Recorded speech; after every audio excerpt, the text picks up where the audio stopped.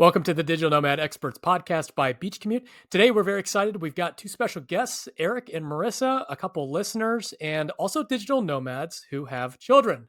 Finally, we've been wanting to talk about this topic for a very, very long time, and we have not had the expertise. And whenever we introduce a topic, we try to talk about things that we have some sort of idea of what we're doing and what we're talking about.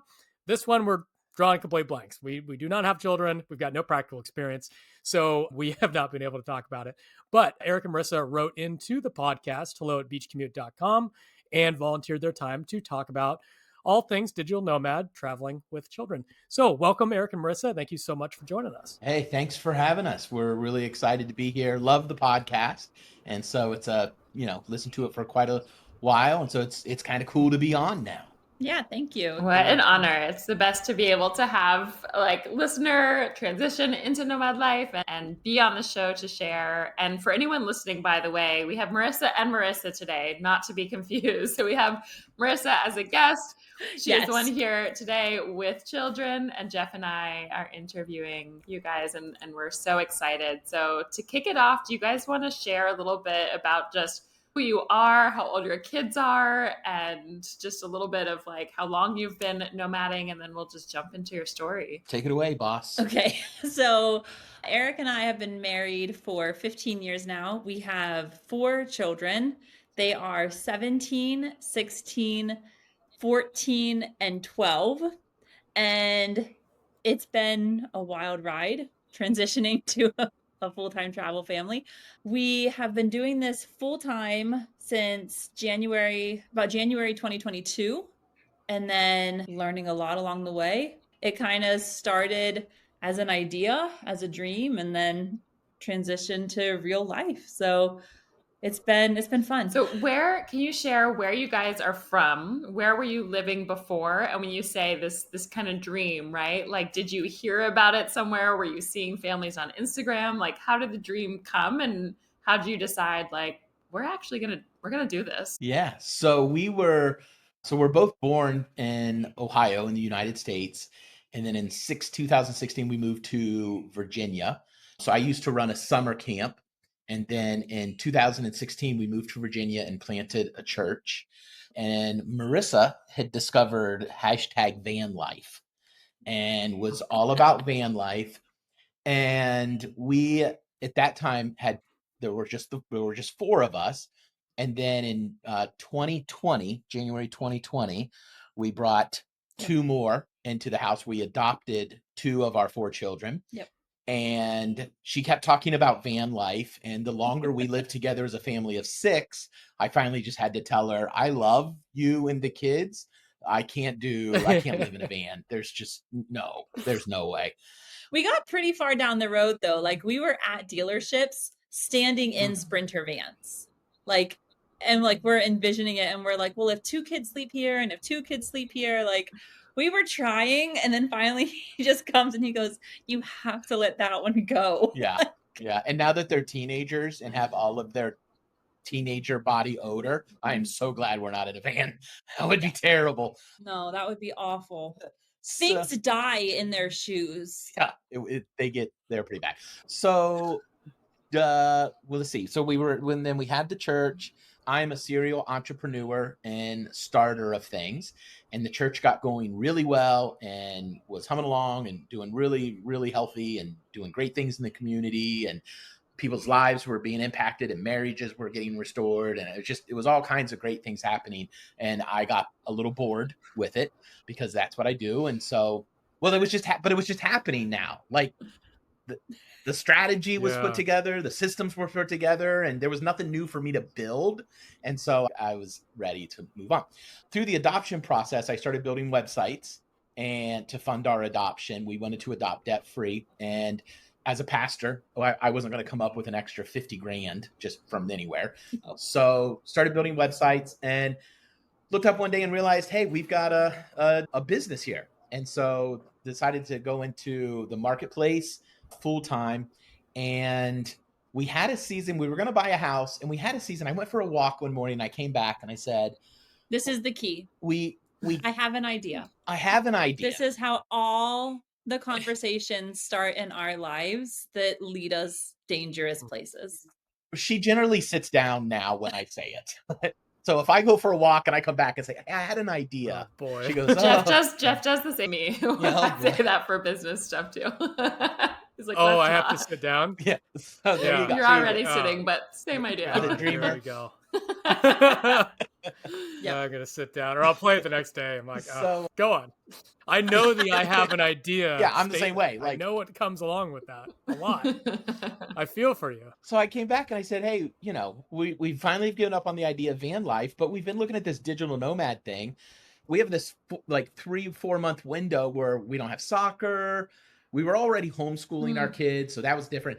But I could work from anywhere. And so we said, before we buy a house and we can't, let's go. And so we went to Istanbul for 2 months on a test trip. And like, I don't know, 6-8 weeks in, all 6 of us were like, this is it. We want to do this forever. Like goosebumps. So we went back to the States. Went back to the States, put a little bit in storage, baby blankets, things like that. Sold everything else, hit the road full time. We live out of carry-on luggage, and we've been traveling full time since. Can I ask how sure Jeff has? I feel like we both will have a million questions. We'll try to switch off. But how did you choose Istanbul? Like that's a pretty bold first start as a place to go. It really was. A couple reasons. We wanted a place where the US dollar was strong, and Istanbul is there. We wanted a place with culture that was very different from the United States. So that's our passport country is the United States. So we wanted a place with different culture than that. We are a Christian family, as Eric said, like he was a pastor, and we wanted our kids to be in a different religion, like to live around people that had a different faith than us. Because I think it's really easy to grow up in a Christian house. I think any religion, but I can only speak into Christianity. But to grow up in that faith house and then have like a unconscious bias about other religions, just like to not even to see them as human sometimes, like it can be really strong. And so we wanted our kids to be in a culture that was very religiously different. We did go to like a Christian English speaking church in Istanbul still, but we definitely made friends with Muslims while we were there. And I was really excited about that. Just for the kids to see like, hey, you know what? Like I made this friend and she is not the same religion as me, but she still has parents. She still has feelings. She still has dreams. Like that's important, I think, for kids to learn. And so we didn't want a romantic climate. No, we wanted a climate similar to Virginia. Yeah. We didn't want to go somewhere tropical and like that be the thing we wanted. And it was January and it was so cold. You guys Yeah. really jumped right into the deep end here. But I hate the cold. Cold. We did. We do not. We really did. Jeff and I don't even Like, do cold. it was- Oh. Ugh. It was so cold. Like one day it snowed, and so the kids were like, "Can we go outside?" And I was like, "Yeah, sure." And it had snowed a lot, like probably 5 inches. It had snowed, and like that's like for me, that's a lot of snow. And I was like, "Oh yeah, let's go outside." We did not have snow clothes, and so they were just getting everything all wet. But they were having a snowball fight. Like 2 kids were on one side of the street and 2 on the other, and they're having this amazing epic snowball fight in Istanbul. Like they still talk about it to It's this like day. the So magical it was fun. first moments, especially for kids. Like even if you that first nomad destination is so special. But I think it's really neat that you like Jeff and I both spent some time. Or no, Jeff, did you get to Turkey? You never did. No, I only passed through. I can't remember. I spent a little bit of time in Turkey, but just to hear the call to prayer, like just religiously to it's a lot of sounds. Like if you're in the US, I think if you don't go into a church or you don't go into a religious place, it kind of is just, you don't really see it or notice it as much. But in a country like Istanbul, like it's very visually present. The sounds are present. It's really different. So I love that you're so open to exposing your kids and intentionally exposing your kids to these different things. But yeah, Jeff, any questions you want to pop in of the next part of the story or I about think this? your decision to do that, or the decision to expose your children to different religions, really embodies the whole digital nomad spirit in general. The idea of kind of exposing yourself to new ideas all the time, being open to new ideas and taking those on board.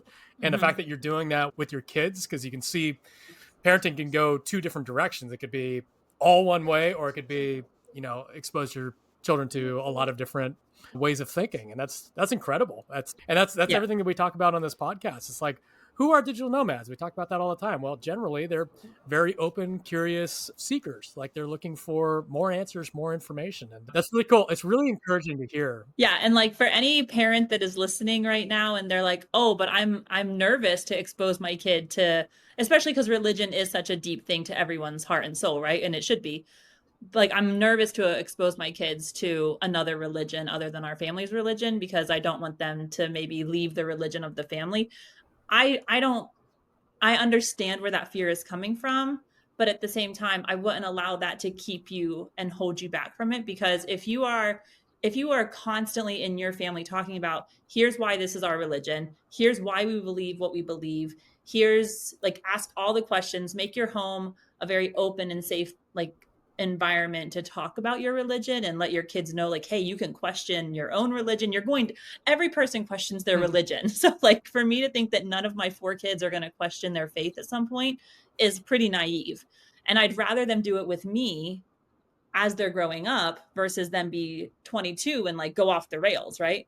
And so just as long as you're creating that space in your home and that environment that your kids can come and talk to you, expose them to other religions. Like, just keep your family like focused on what your religion is, of course, but I think it's okay to live in environments that have that difference. Yeah, we've always had the desire to insulate our kids, but not isolate our kids. So give them that insulation barrier that they can defend and protect their faith and their beliefs and their stances and their values, but don't pull back and isolate yourself from the world just because people have a different faith or different political view or whatever. There's too much of that. And a big part of what we want is for our kids to be confident in what they believe, but not see anybody else that doesn't believe that as less than or bad or anything like that. And speaking of, I know if I think about children or kids of any age, like getting the privilege to travel and be in other countries and explore, I know I've learned so much as an adult.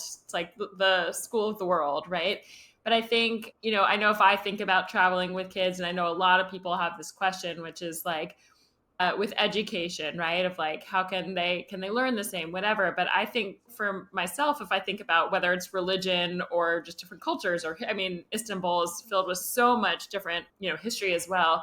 I feel like it's one thing to read about religion in a book, to read about a culture in a book, but then when you're there experiencing and seeing in real life. So I'd love to know from that, first month even, or just what you've seen with your kids in general, do you feel that like they have learned more or just different ways from traveling and being exposed than they might have just in school, and I know you guys are also homeschooling, we'd love to get into that, but just from learning, just like by being in the world, what have you noticed in your kids that they have picked up during this time, or the way that they interact, or I'm going to share one story and then let Marissa take over. I work, Marissa educates and plans all the travel, and that's kind of how we have it divided up. So for me, from the education standpoint, and we've got many, many stories like this, but kind of the favorite and the one that I think I'll always hold on to for sure is we were in Poland during our test trip, and we had read, what was the book? The Yellow Star? Yellow Star. And we had talked about World War II and the Holocaust and stuff like that. And then we went to Auschwitz-Birkenau. And we were there, and so the kids got to go in the gas chambers, and we were in one of the buildings where they had a bunch of quotes that Hitler had said. And our youngest at that time was probably 9? I think he was about 9. In that zone, 9-ish. And not too long before that, Russia had invaded Poland, the Ukraine. And so that had been on the news and stuff like that. And our 9-year-old is reading some of these quotes, and he looks at me, he's like, "Dad, this sounds like that Putin guy." And it was just like, oh, come on, a 9-year-old is getting this, but for them to read about it and stuff like that. And then when we were in the ghetto that the little girl from Yellow Star was in and described, like, we were at one of the buildings and the kids were like, "I think that's the window from the book." And so it brings all of those lessons to actually like it's not a store. I think a lot of times in public school, when we learn those things, I know when I did as a kid, I saw them as stories. But once you get out there and see them, you're like, oh no, this was a historical event. So that's how I have seen it impacting our kids from their education, you know, being able to do the world schooling part of it. But I'll let Marissa handle the logistics.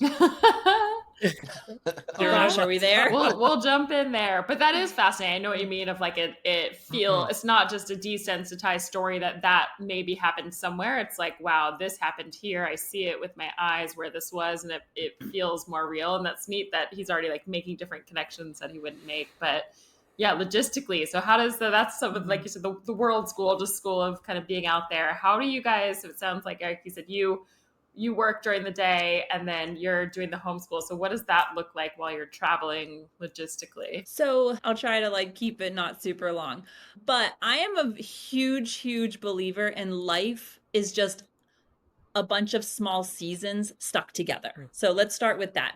And every season in our homeschooling looks a little bit different, but there are some generals that do run throughout. So all of our kids' school is done online, and it varies between an actual online curriculum versus just, oh, you're going to read this ebook and then write a report about it because I'm assigning you that as your teacher. So it is a mix. Like, I kind of suck at math. I can do like multiplication and division, but as soon as we get into anything that like has letters with math mixed in, it's not, no. And so like the kids have a math curriculum and it has a teacher that comes with that. And so that's not on me anymore. When you say the teacher, is it like a live teacher or these recorded courses? Recorded videos. Yep. So they'll watch videos and then they'll answer questions that are connected. There are so many times where like my kids will come to me and they'll be like, I don't understand this math problem. And like, so then I'll be like, well, have you watched the video? And they're like, yeah. And I'll be like, okay, well, let's watch it together. And now we can ask Carson, AKA ChatGPT. I was going to say, ChatGPT will teach them. I'm all for it. I think that's amazing. So there are certain things like math and reading and some form of writing, but that changes a lot as to like what they're writing, how often they're writing, that kind of stuff. That changes. So, but those are like the three things that are definitely consistent. For a while, not so much right now, but for a while, typing was a huge part of our curriculum. So they had, because I'm like, you're going to use a computer. Like, you just are. Like, they're not going anywhere. And so like typing, and that's on an online curriculum. So all of the curriculum is online.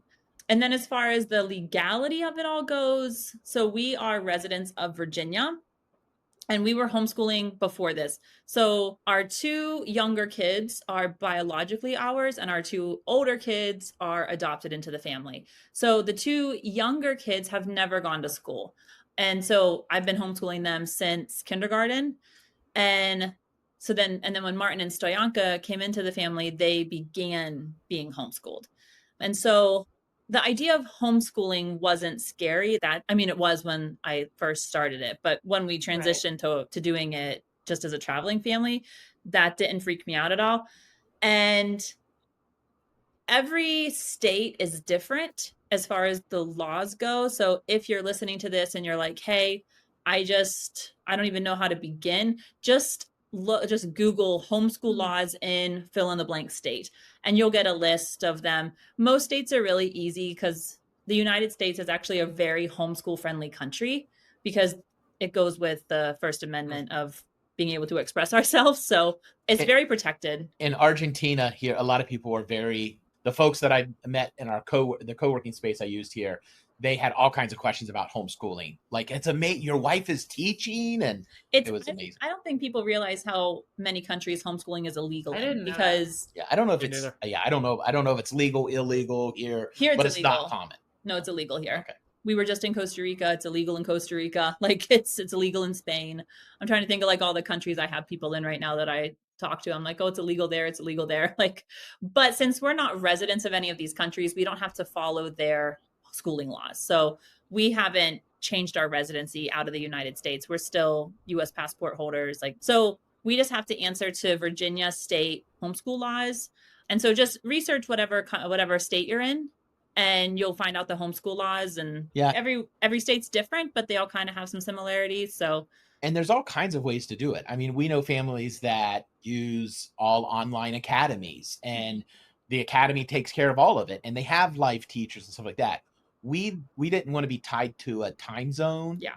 or anything like that. And so, plus Marissa's always, schooled the kids, and so we just kind of build our own curriculum, and we focus a lot on, problem solving, yes, real character world stuff. character development, values, debate. Right now, Yes, we're in a season right now so at the time of this recording, the US presidential election and other elections are coming up. And I don't want to like get political, but our kids hear stuff on the news, right? Like if Eric turns the news on to just kind of peek in what's happening, because we do want to stay connected to what's happening in the US, just from a like a safety standpoint, like, hey, what's our family going through right now type thing. So the kids are hearing all this stuff, right, between the two candidates. And it kind of like spurred this idea of debate in our family. And so we actually just last week, 2 weeks ago, last Friday, our kids had a debate. So two kids had to debate, like we had 2 and 2, right? And it wasn't like anything wild. Like one debate was football is the most popular and well-loved sport in the world. Like soccer is the most loved sport in the world. And the second one was Roblox is safe. Like it's a video game. Roblox is a safe video game for children. And so like those were the two debates. So right now we're in a season of that, because my thing is this, and this kind of goes back to where we started at the beginning. I do care what people believe. Like I really, really do. But it boggles my mind when you start talking to people and their arguments just break down. And it's like, okay, your argument yourself just fell apart, yet you're still sticking to that belief. I don't understand.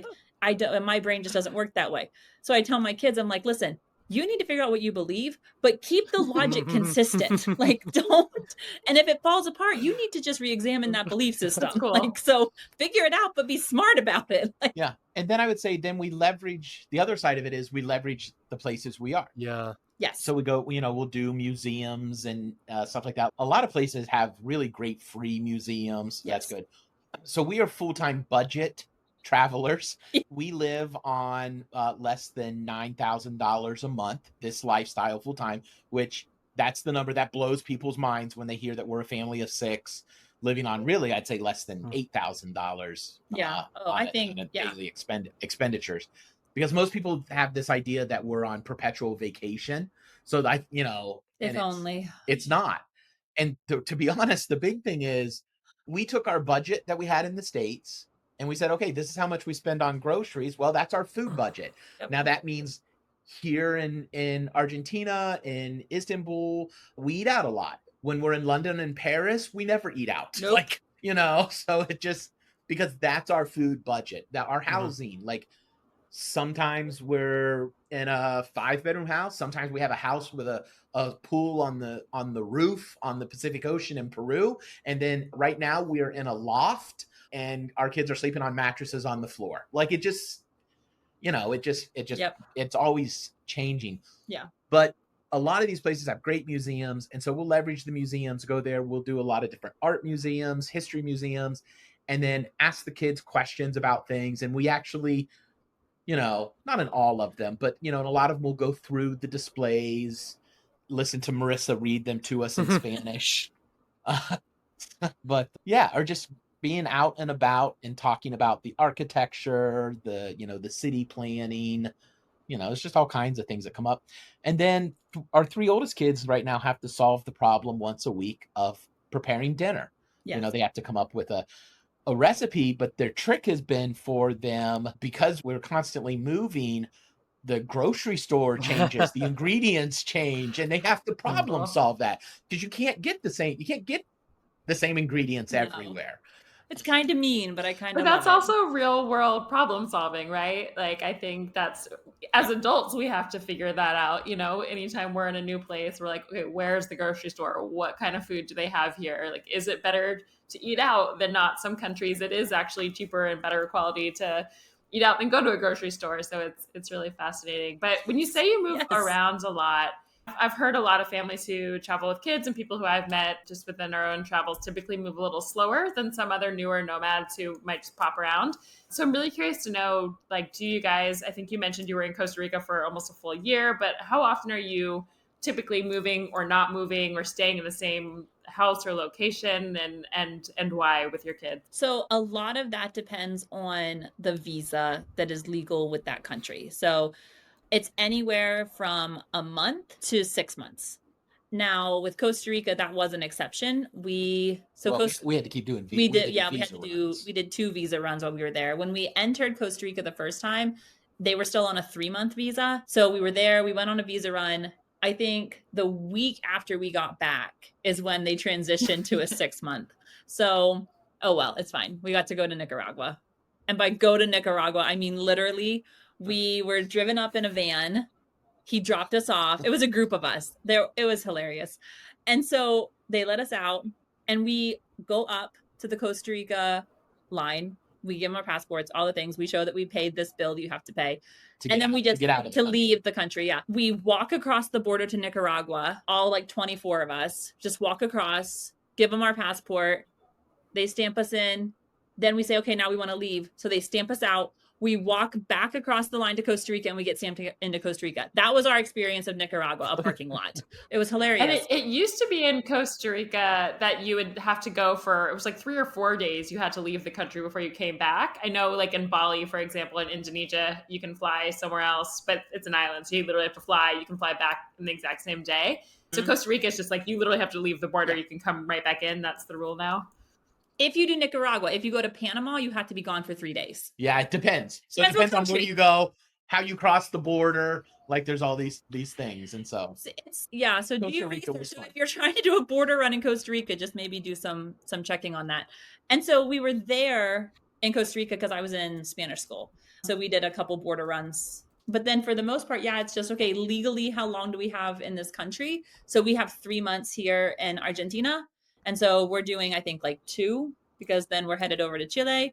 And so we just kind of play it by ear, like, okay, like, how can we? Yeah, this time we've moved so we did 3 weeks in Buenos Aires. Then 2 weeks in Cordoba. And now we've done 3 weeks here in Mendoza. We're going to do 1 week down in a town called Bariloche, which is like the very northern part of Patagonia. And then we're done. That's a vacation week. Yeah. So you still have to, I think, as full-time travelers, I still take vacation, so next week is a vacation week. Some weeks are trips. So on trips, I still log on. I'm not online as much during the day, but I check in with my team every day. They can message me throughout the day, stuff like that.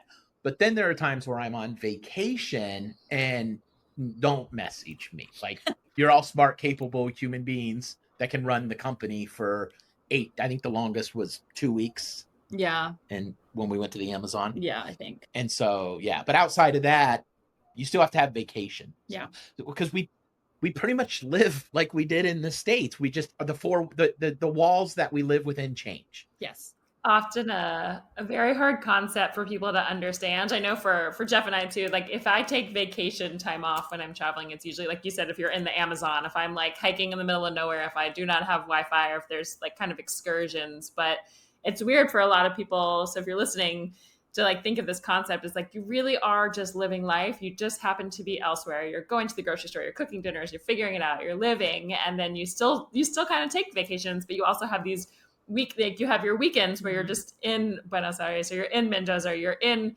Istanbul, and it just kind of like adds on to the amount of time you get to experience on top of your vacation. Kind of how I see it. Yeah, and you get surprise festivals and holiday. This is Marissa here. This last Sunday, I think it was. I don't know. She celebrated her 3rd Mother's Day of the year. And so I'm now that knowing that ridiculous. And she plans our trips, I'm starting to think there's a little bit of there's zero connection. We didn't even celebrate Mother's Day in the United States. I'm gonna be celebrated. When is the next Mother's Day in the world? That would be so funny. Look, it's Mother's Day again. It's jewelry. That's amazing. Well, what are we gonna do? I gotta celebrate. Did you know that? I hadn't thought about that, but it makes sense. Yeah. What I'm curious No. to know too, what have been the most, so we've talked about some of the great things and some of like logistics of school. What have been, I think a lot of parents who might be listening and thinking like all the things that can go wrong with kids, like all the difficulties of traveling with kids. What have been the hardest parts of this lifestyle with kids? I think there's like a few hard things. So there's physically hard, there's emotionally hard, right? So we can kind of talk about both because I think they're different. So physically hard is things like, for example, Ryan, our youngest, we were in El Salvador, and Ryan has always, for as long as he's been able to like move around, if we do too much, Ryan gets a fever. It's the weirdest thing. Like, but that's how much of an introvert this kid is. Like, if we're out doing stuff multiple days in a row, he gets a fever. And I'm like, okay, we got to stay home. So we were in San Salvador and we were with a church there, and they were having some people come down from Michigan, the state of Michigan in the United States, to do some ministry with them. And they were like, hey, could you just like be there to like help them? And I was like, yeah, sure. Like, I don't have a car or anything, but sure, why not? I think they just wanted like another gringa to kind of be around to make the moms feel a little more comfortable because the moms were coming down with their kids. And I was like, yeah, sure, whatever. So we were doing something every single day with these people from the United States. And about like day 3, Ryan spikes a fever. And I just go, oh, he's just sick, right? Like, it's Ryan. So I left him home with Eric that day. And I was like, you just need to rest. And he was upset about it, but he's like, I understand also.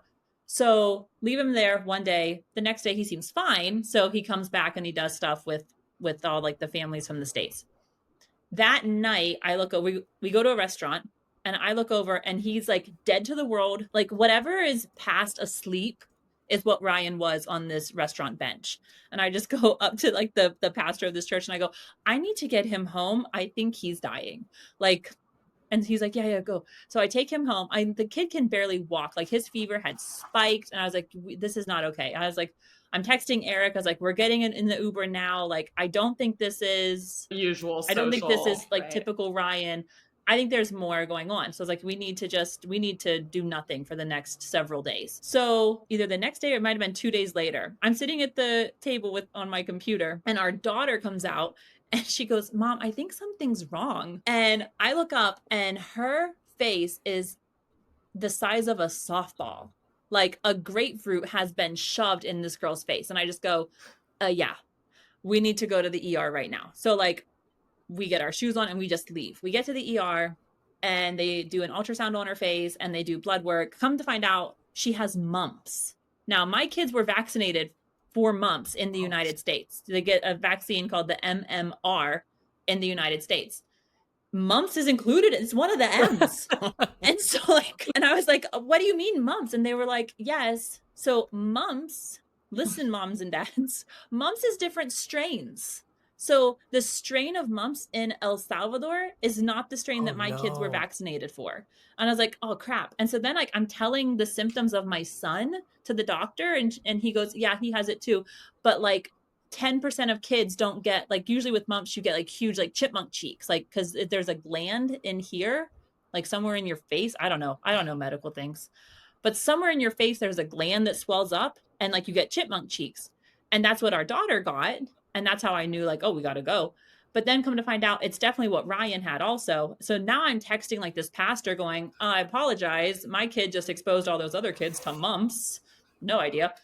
And so like you have the physically hard stuff like that, right? Like your kid spikes a 103 fever and you're like, shoot, what do I do? Like, or your kid breaks their arm because they're kids and they climb trees and jump out of them in the park. Like, that hasn't happened to us, touch wood, but I mean, it could. So you have that physically hard stuff that you have to have before you go into for. the emotional side, because I absolutely want to hear that too. Jeff and I have talked a lot on this podcast here and there about just healthcare in other countries and what happens when you have you get sick, you get hurt, those things. But I know it's always a lot of people's questions. So has that ever scared you guys? Is it scarier with kids? Or do you just feel like, I mean, for Jeff and I, we're like, I don't know, we're somewhere, we'll figure it out. But what's your sort of take on it for other parents who might be listening? Because I know I don't know, we have different opinions. It's different when it's yourself versus like kids that you're taking care of. So I'm curious for you guys, was that scary when you first started it before you'd experienced it? Or like, how did you guys mentally kind of take that on? We had listened to some podcasts and stuff, and people talk about it. It was always something we were like, we knew we might have to deal with.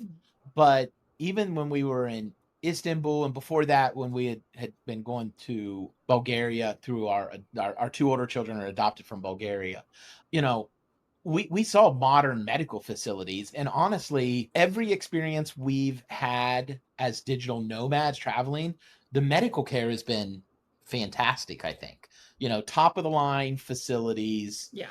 And that emergency room, like in El Salvador, we took our daughter in. It was amazing because the doctor just did everything. Like the doctor said, oh, she's going to need an ultrasound. Well, we're then like, oh, okay, well, they're going to, schedule for ultrasound. We're going to be here for 6 more hours. And then the text, and then they got to read it. The doctor left, and a few minutes later comes walking back in, rolling in the ultrasound machine, and does it herself right there. And I think you guys were in and out in like an hour. Yeah, like an hour and a half. And how much did it cost us? $96. No insurance. We don't like I know some people think that this is probably irresponsible. People are going to come after Don't us. come after them. We have catastrophic insurance. If something, if when one of us gets cancer or something, we have massive that. The rest of it, we self-fund. We just self-fund, we keep some in the bank, and but dental care has been expensive, but top-notch doctors. I mean, it really hasn't been an issue. And almost every place we've been, you can find a digital nomad Facebook group. Search digital nomads, expats in the city name, and you're going to find, and there's in all of the groups and all of them, there are now expats living there from your passport country that are always super willing to help out, give you great advice. I mean, so you can find support like that when you jump into a place, but it's really not that. I mean, yeah. And also, like, another tip for finding good things, we learned this one in El Salvador also. Reach out to the US Embassy. Like, if you're in like whatever country you're in, a lot of families don't always stay in the capital, but a lot of times it is, in our experience, at least with the families we've talked to, families do tend to stick to larger cities for like the living of it. Now, like, we do go off to places for that kind of stuff, but usually like we're living in a larger city for the daily stuff. So just message the US Embassy or whatever country you're with and say, hey, we're looking for this. Any tips? Like, those people, they're living there too. Like, they have to, and they have families. A lot of them have families. Yeah, and there's a lot of families in foreign services with the United States that are in the country you're living. And they need dentists, and they need doctors, and they need, like, don't message them for a nail salon. Like, that's weird.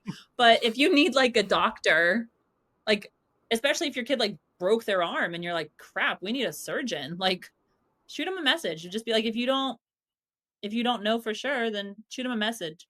And even your neighbors, like, generally in the world, people want other people to be okay. And so you're always going to have neighbors that you can go and ask help of, and stuff like that. And, people step up and when they need to. Yeah. And so it's just really not now. It can feel, I think mentally it's bigger than it is reality. Yeah. I don't know how to say that. Yeah. But it's, you build it up in your head that it's, oh my gosh, this is going to be a huge thing. This is going to be hard. This is going to be scary. But then you do it a few times and you're like, oh, okay. Like, the very first time I had to take a kid to a dentist in another country, I was like, this is going to be like the dentist from hell, right? Like, this has to be bad. Like, this is just going to be a horrible experience, because no one likes the dentist, even in the United States. Like, that's a lie. I have a cousin who loves the dentist. She's a freak. Love her to death, but weird. And so went and took the kid to the dentist. Yeah. It was great. It was a great experience. The same as well, that it's always been, it's usually easier, faster, less expensive, at least equal or better care. Jeff has had his fair share of dentistry abroad as well. So yeah. And the mental side. So I'd love to hear, what are some of the mentally challenging aspects of nomad life with kids? Yeah. So the mental and emotional side of hard is watching your kids grow up, and like, they know what other kids in the United States have. And they know that, like, oh, my friend in the States, she has a bedroom and it's filled with a closet full of clothes and it has all the things and she can decorate it and paint it. And their house is just filled with all of their stuff, right? Like that they have. And it would be naive to think that our kids don't recognize that other kids have that and they don't. Like our kids live out of a carry-on size. Like we don't even do a check bag. Our kids have carry-on size suitcases. And so watching them like do that struggle sometimes of I want to have what I don't have, right? Like their friends in the United States, they look at their life and they're like, "Oh my gosh, I'm so jealous of you. That's so cool that you get to do that." And, you know, the grass is always green on the other side, right? But they have a higher water bill. right. So And so it's just watching that happen can be really challenging at times because to our 4 kids, traveling is normal. Seeing new things is normal. Going to a UNESCO World Heritage Site is normal. The challenge is it becomes really, really hard to impress your kids. Yes. Like our kids are Yes. so we had a couple Nothing is like, wow. we had a couple reach out to us through social media from the States and asked if we could get on a Zoom call. They're wanting to do this, they have questions, and just could we have a Zoom? And so we said, sure, no problem. So we jumped on a Zoom call, and at the end they wanted to talk to our kids if it was okay. And we're like, sure, whatever. So we had our kids come in and we said something about we were going to London after this. We're going to London in December. And she goes, "Oh, are you excited to see like the London Eye and big? Doesn't that sound so exciting?" And our 12-year-old goes, "Well, let me put it like this. What you call going to the Eiffel Tower, I call that Tuesday." So it's really hard to impress them now with things. And so that was a challenge I didn't expect. Yeah, that's been, and so they appreciate it, but it's not as but they appreciate seeing like these crazy amazing places like other kids would appreciate getting the gift they want for their birthday or Christmas. You know, like it's very similar appreciation wise to that. It's not at the same level that Eric and I have to appreciate it. And so just trying to help them navigate and see like, hey, like you are growing up in a really unique type situation. And I mean, Eric and I have had to learn a lot about TCKs, which stands for third culture kids. And if you're living this lifestyle with children, you will have third culture kids.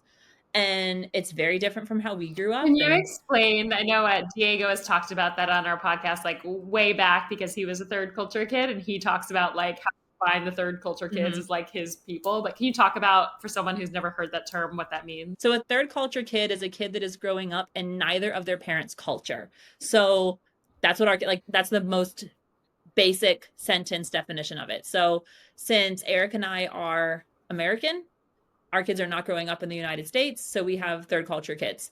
So we have friends that have moved to other countries and they're living there full time. But since they're US citizens and they grew up in the United States, their kids are still going to be third culture kids because the parents, so we have friends in the DR. And so, but they all grew up in the United States. So since they don't know what it's like to grow up in the DR, their kids are third culture kids because the parents are trying to figure this out, right? Like the parents are like, okay, I grew up in the States, but you're being raised here. So how do we make this work? And it's beautiful and it's hard. Like, and it's hard because now when we go back to the States, which we don't go off, like we're going for a week in November, and were we there at all in 2023? No. Yeah. So this will be our first time back since January 1st, 2023, I think. I think so. Yeah. So anyway, but when we do go back, or if we're talking to family on Zoom or Marco Polo or something like that, and somebody's sharing a story and one of our kids does say something like, "Oh, that reminds me of this one time we got baguettes and was eating it at the base of the Eiffel Tower," and then suddenly, you know, like even family will go, "Oh, wow, must be nice." Yeah. And our kids start to feel like, less than. Am I bragging? Telling these stories, and so you have to tell them, like, tell your story. Now, know your heart. If you're bringing that up because you want to sound cool. Like Braggadocious. that's a problem. But if you're just genuinely like, oh, this was my memory, this was my experience, I want to share that. Don't be ashamed. It's hard. I feel that way even as adult, to be fair. I feel like Jeff will understand this too. When we're around travel friends, we're like, oh yeah, that time I was in Rome, that time I was here, that time I was there. And it's like you're talking about it Tuesday, but when I'm home, I'm like, I just sound like an asshole. Like I try to tone myself down. I get made fun of all the time about it. There's Yeah, no- world when you were traveled here. and I'm Yeah. cultured. My name's Jeff. I'm like, I'm just talking. This is my life. Yeah, it's a really not tricky unusual. thing to navigate. So we get that as adults as well. It's So I so can true. understand as kids why that would be like doubly like, wait a minute, like this is hard. This isn't normal for everyone. I don't know. Yeah. It's definitely, it can be tricky. And then I think another thing that's really emotionally hard is we usually don't stay places long enough for our kids to get rooted. But when we do, watching them say goodbye.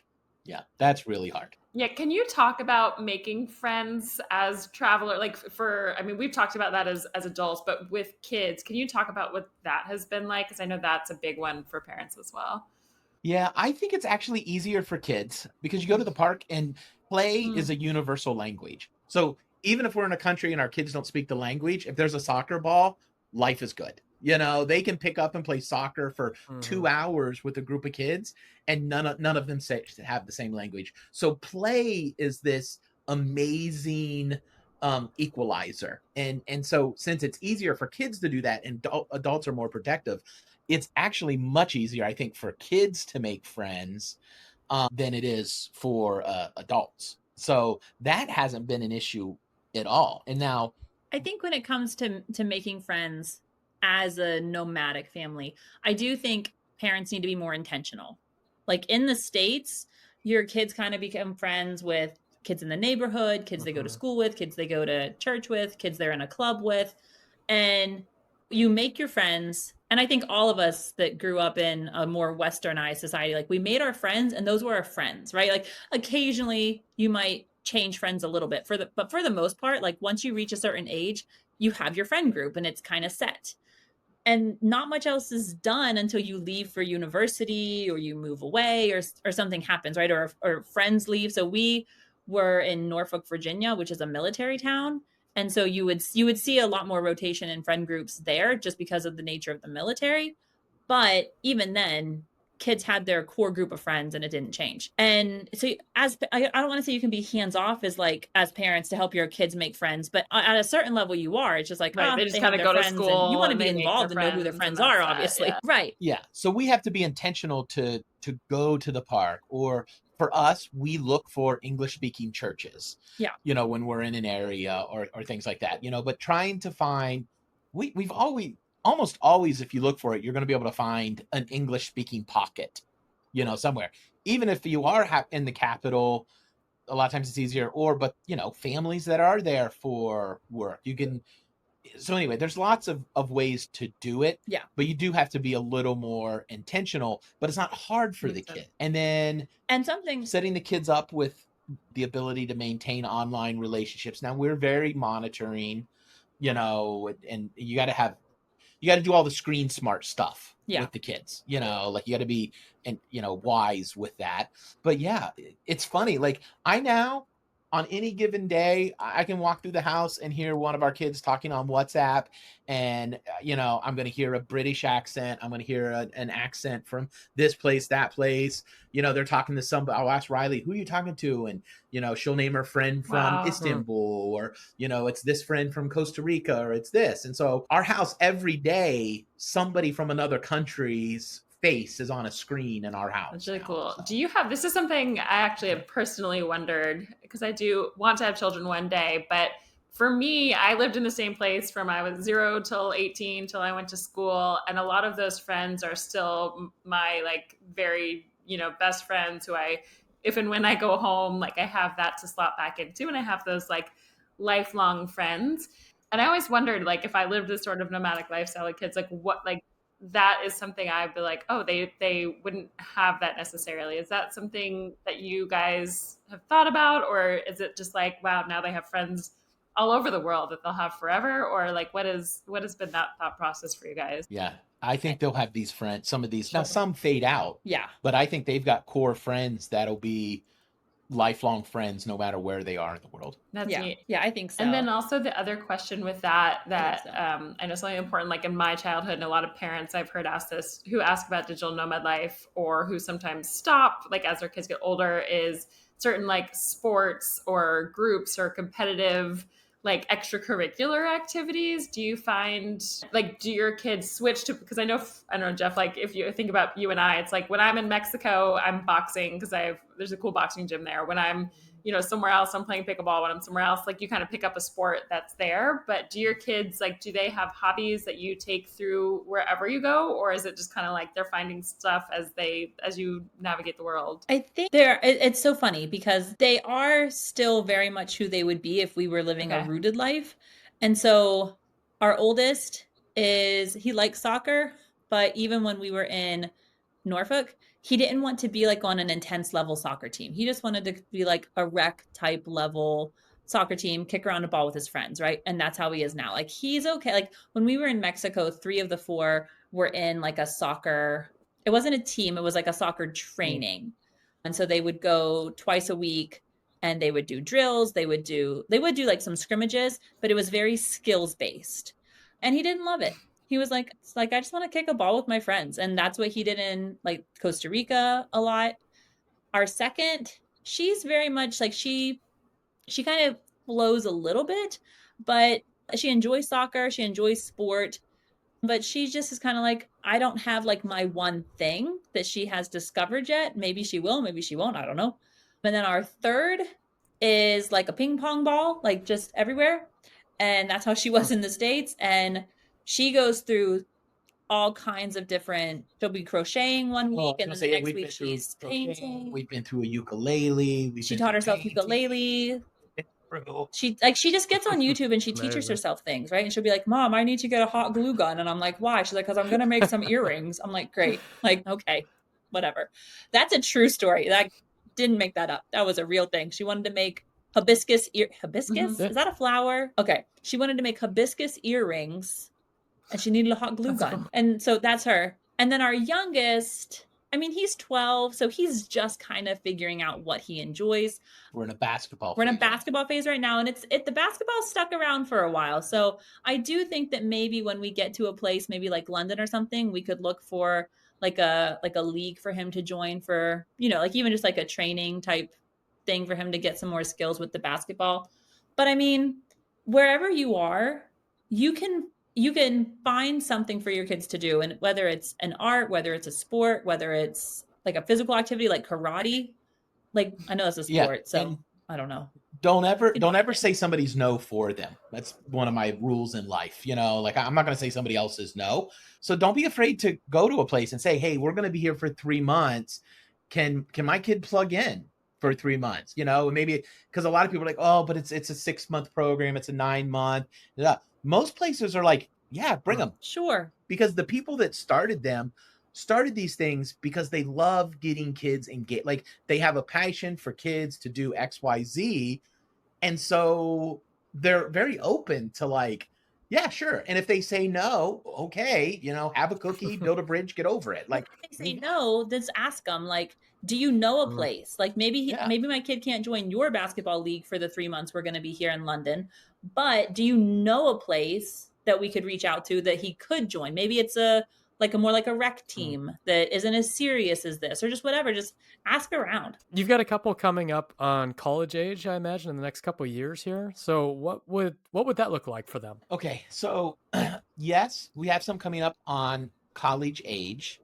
However, neither one of them college is going to be in their future.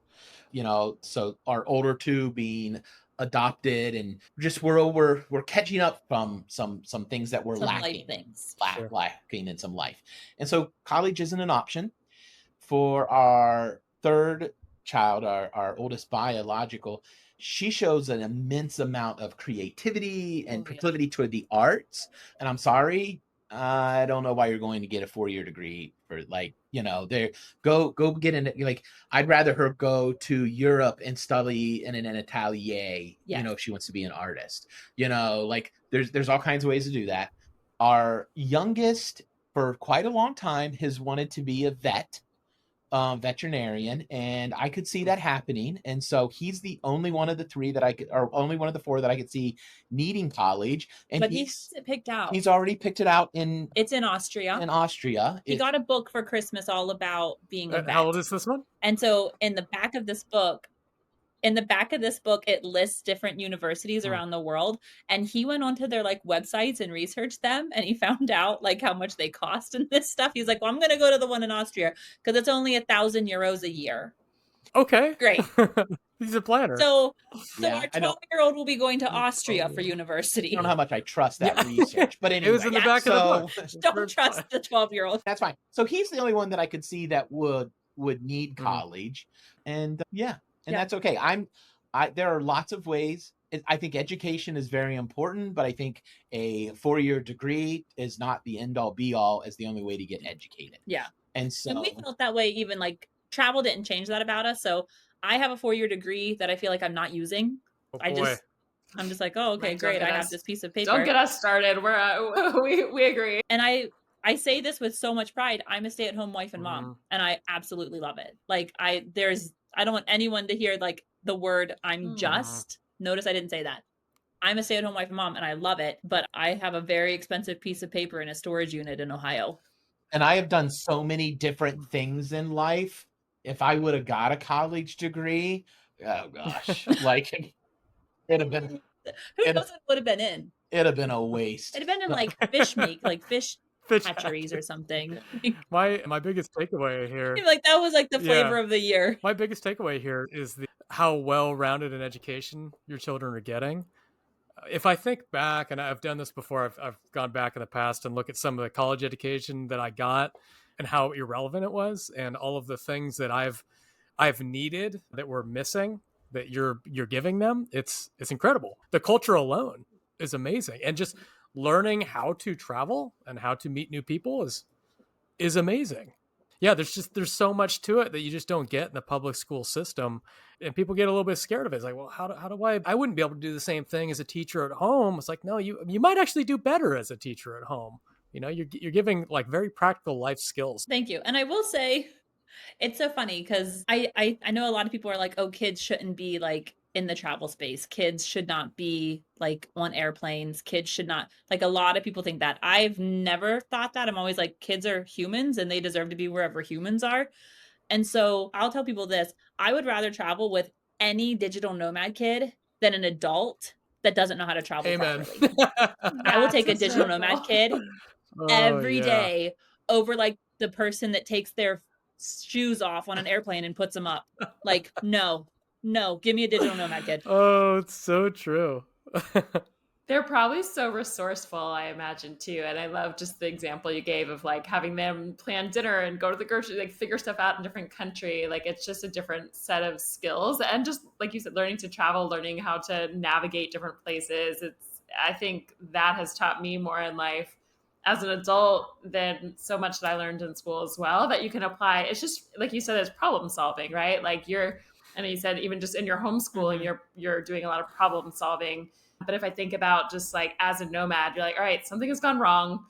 What's the solution? How do I figure it out? And you get creative and you have to figure things out. And you just realize, I think you become very resourceful and resilient. And I think that's an amazing life skill that it sounds like your kids are really picking up. That I think a lot of, just normal school and life back home that I see a lot of my, kids back home, you don't get it in the same way. So again, there's no right or wrong choice. Like you said, there's things that they're missing out on home. Like, there's no right or wrong, but it's really cool to hear what your family is experiencing and the skills that they're getting. Yeah. We're liking it. And I think that's something that we didn't expect for this lifestyle of our kids is confidence. And their confidence has just flown through the roof. I think the more, just like you were just talking about, Marissa, the more we put ourselves in situations that are going to go wrong and then we have to figure it out, that is so scary at first because it's so uncomfortable and who knows what's going to happen and we're out of control.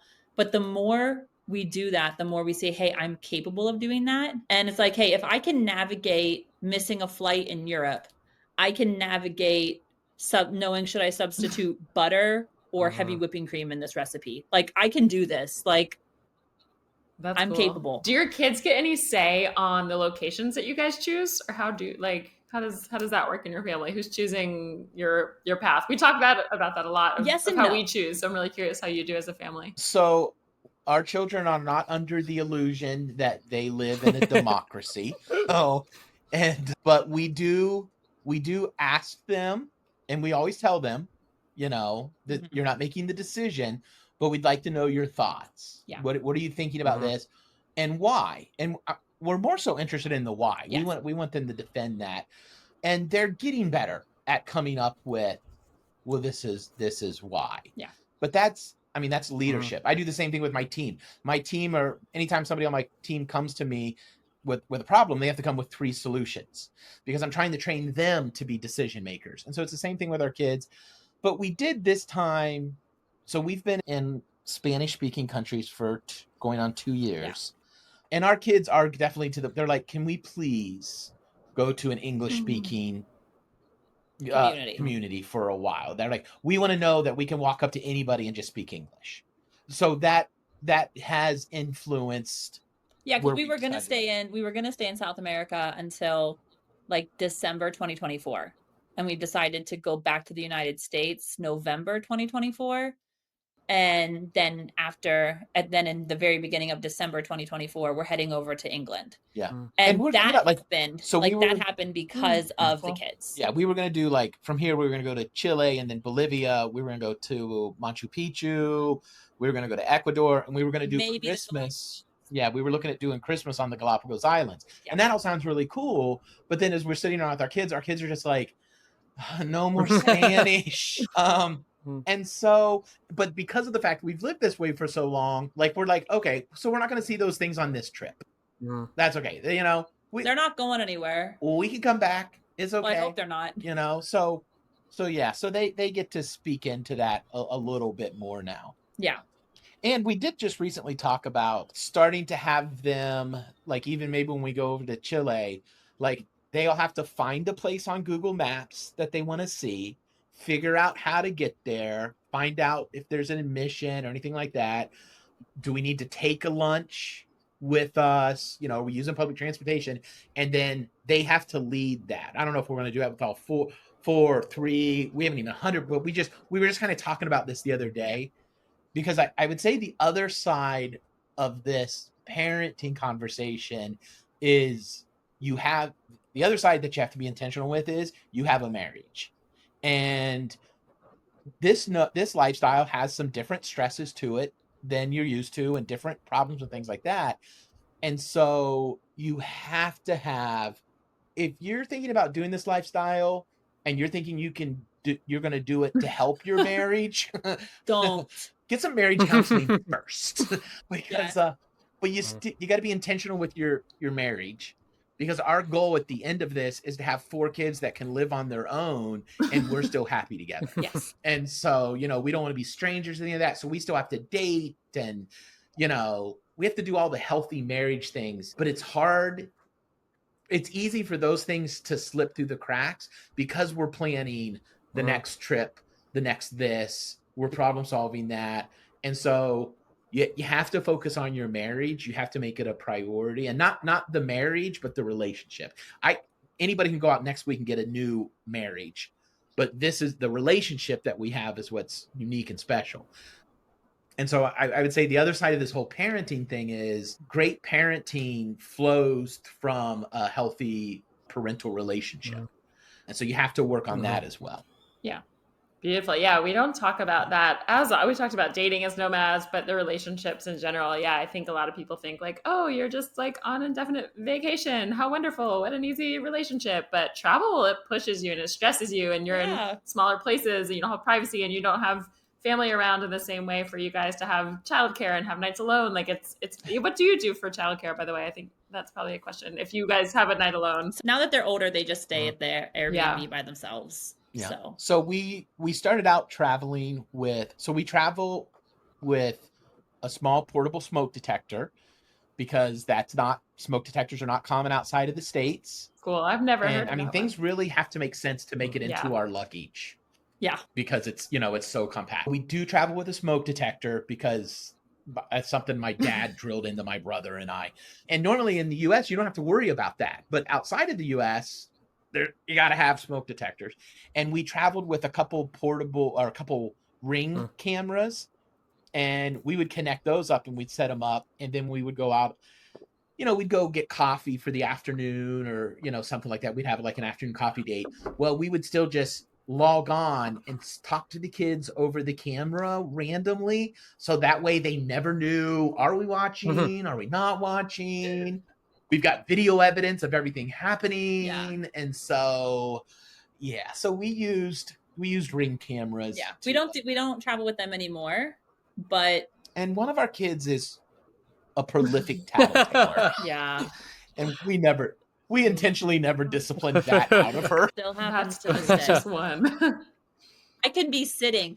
It has happened where I am sitting right next to her and her younger brother will do something and she will correct him and then look at me and she'll go, "Did you see him do that?" Yes. Maybe let me be mom. But yeah, so that's how we handled it. Now we didn't start we didn't do this with toddlers. That's a lot. God bless those people. God love you. All the baby thing. Like a lot of people, it's funny because a lot of people we know that do family say that, they start they do it when their kids are younger. So when their kids are older, and I'm like, to me, I think it's reversed because now, so we leave here tomorrow, right? Tomorrow night? Mañana. Tomorrow. Yeah. We haven't even started packing or anything because we've got this down to a routine and we don't have to pack for our kids now.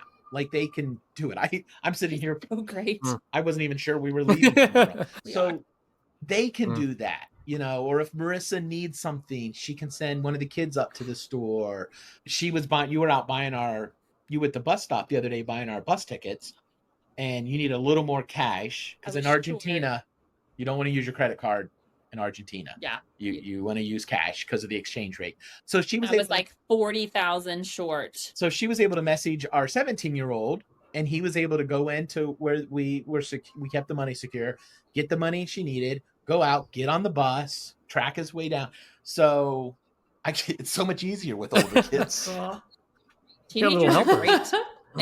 And there's so much fun. There's so much fun. Yeah. Well, I have the last question I have. I don't know if Jeff has anything else. Is do you envision doing this for a long, long time, like indefinitely with your kids? Do you see this as a temporary thing? Like, what do you see as the future? And if you don't know, we know that things always change too. But if you do have any, we're curious. So we don't have. Do you want me to go or you want to go? No, go ahead. We don't have a date. We don't have like a stop date in mind. We do not have any illusions that this will be a forever thing. Like eventually we're going to have to live a rooted life again. And where that is going to take place, we're not 100% sure yet either. I think it's very safe to say probably we'll end up buying property in a house somewhere in Europe. That's just kind of my gut feeling, but that could change too.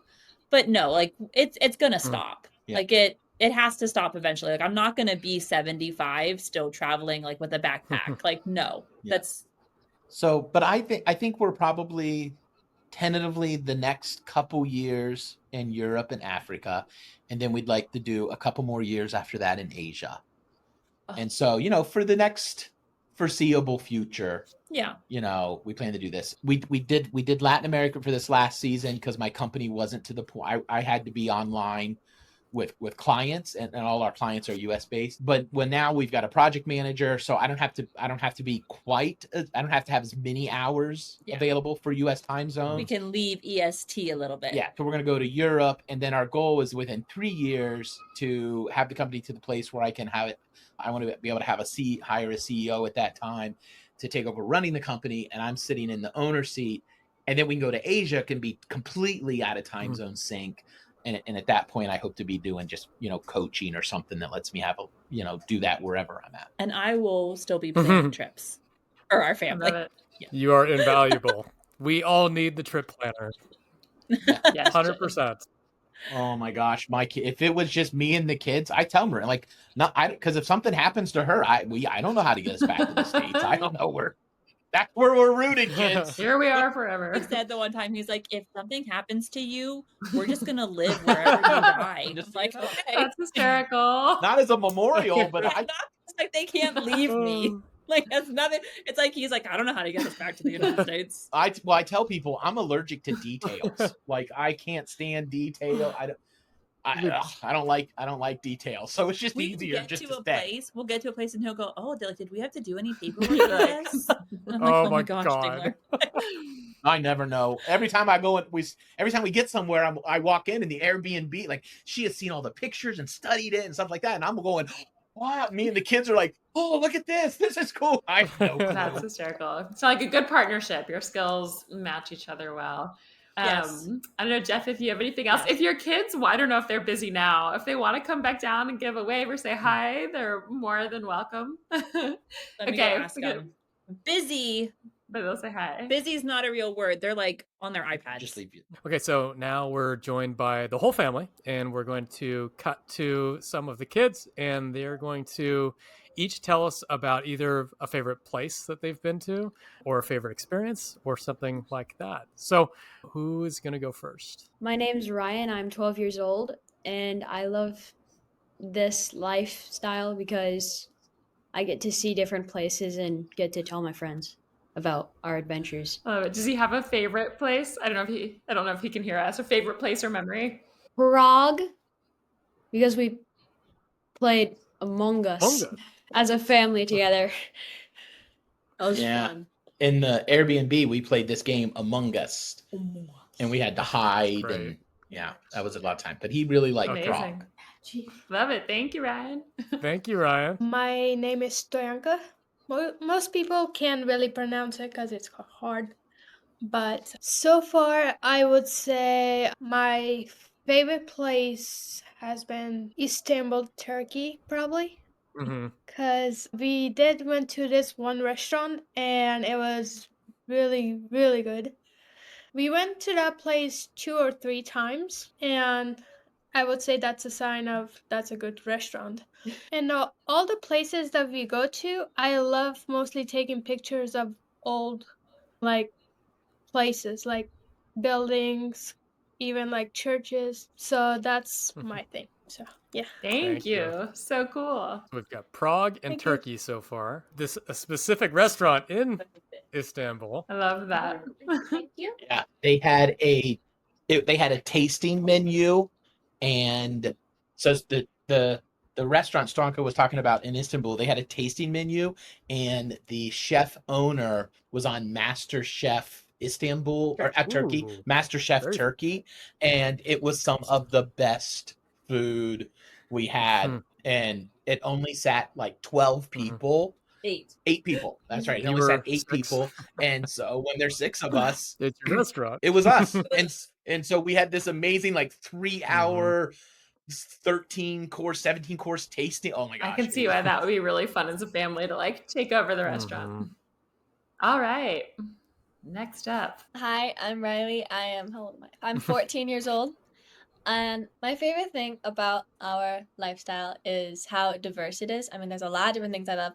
So I can't really say everything, but I love just the general vibe of it, I guess. I don't really know how to explain that, but I just love the idea of traveling around and getting to taste so much stuff, see so much stuff, do so much stuff. It's just very fun. Thank great. you. Beautiful. Do you have one favorite place? It changes very Yeah, regularly. I understand. Very wishy-washy. Currently, it's Paris because I'm currently in a kind of fashion aesthetic moment thing. So season. You're in season, a yeah, Paris season mood. of life, I guess. So I am in love with Okay. Paris. Love it. Thank you so much for sharing. Thank you, Riley. Thank you. Last up. My name is Martin. I'm 17 years old, and I love traveling around the world because there are so many cool places to see as we travel. And like my little brother said, that we get to share a lot of that with our friends, and it's pretty cool because not many kids get to share cool stuff like that with their friends. And My favorite place has been Buenos Aires. That's my favorite place. Why did you like Buenos Aires? Because I'm a Messi Okay. lover. And it was just beautiful there. The buildings, the food was amazing, and people, it was really nice there. Amazing. Thank you, Martin. Thank you. It's really special to hear like the different, like such different parts that were meaningful to them. It's really like a restaurant, fashion, the soccer player. Like it's really cool. And nobody picked the same place. Just completely unique angles on what they loved about it. Yep. I think that's a fun thing that family travel brings is like when you are solo traveling or when it's just a couple, you do have a little more like, oh, we're seeing it from a very similar perspective, right? Because usually as adults, we partner up or we travel with people that are similar to us. So we're gonna see a city very similarly. But with kids, it's like, hey, like I didn't like choose the personality of my kids like to be in my family, if that makes sense. Like they're just they're just here. And so because of that, it's like a forced 4 more opinions into the group. So it is really fun. And they've still got child's eyes. Like they haven't seen anything yet. So they're seeing everything with a completely empty slate, which is probably pretty cool to see because as I've gotten traveling more and more and more, airports start looking the same, things like that. But when you've got the kids with you, it's like Christmas every day, like it's still special all the time. It's weird so when we were in Buenos Aires, we just did a day trip to a little like part of the town called Tigre, which is really common to do. And so we're walking around Tigre and the kids are like, oh, this kind of reminds me of this place. And like they're listing off different places because Tigre is just a really unique little area. And so like Eric and I got like ahead of them a little bit on a walk. And we were like, how weird is it that like our 12-year-old is comparing this town in Argentina to another town in the world when we were that age, the idea of owning a passport was not even a thing. Yeah, we didn't even go to Canada from Ohio. So it's been fun. So special. Well, thank Jeff. Anything else, I guess, before we wrap up? No, I think that's a good place to cut it. It was good. Well, thank you both so much for joining us. Really and truly, it's really special to hear you guys talk about life with your parents. It is long overdue. So if you're listening and you've been waiting for an episode like this, I'm so glad we finally got a chance. And if there's any other traveling families listening, we'd love to chat. And if anybody wants to learn more about you guys or find you, is there anywhere that they can reach you? Or if you don't want to, feel free not to as well. No, that's okay. We're very much leave us alone. No. Very much open books. I believe this lifestyle is so much more accessible to people than they realize. And, part of the way we live life is, Marissa and I both have this tattoo between our thumb and pointer finger. And it's literally just a dash. And it's the idea is that one day, all of us are going to have a birth date and a death date on a tombstone. And in between that is a dash. And that dash represents our life. And I have no idea where I am in my dash. I'm going to be 50 next year. So I'm a little past middle age for sure. But if my days are numbered to 55, I'm a really old man. And we saw so many people. We were starting to even ourselves kind of get caught up in living the way everybody around us was in the United States. But we hadn't intentionally chose that. It just was happening. And the idea behind living your dash is to just be very intentional with every day. And I can't tell you, especially when I was pastoring, the times I sat, at somebody's deathbed and heard all the things they were going to do. I would sit with a couple and it would just be me and them. And they would tell me about all the things they had planned and all the things they were going to do. And they were waiting till they retired. And he retired a year ago and has cancer. And now, we're sitting there knowing that he's going to die in the next couple hours or, day or so. And so it's just like, we just want to be very intentional. We want to live our dash. We want to make the most of our dash as we can, making a difference in the world and stuff like that. And so we call ourselves Family of Dashes. And so we're on Instagram, Family of Dashes. We don't post regular. We're not we're not content creators. I'll randomly go live, but we don't do any professional video editing or stuff like that. It's just real life. we're just living our life. And to be honest, we think You occasionally get a picture from my cracked iPhone. yeah, that's true. People all the time are like, you guys should have a YouTube channel, and we're like, our life is so boring. Like, what would we sit on? We're gonna sit on, like, we're gonna be on an overnight bus tomorrow night for 18 hours. How is that entertaining? You can't make that fun. Like, it's just so anyway. But we do realize we're very blessed, and we understand that. So, but we're Family of Dashes on Instagram. We have got a website, Family of Dashes, and Marissa has a podcast, Digital Nomad Family Podcast. So people can find that on the Family of Dashes website. Amazing. Perfect. Yeah. Well, thank you again, and we'll see you next week. Thanks so much.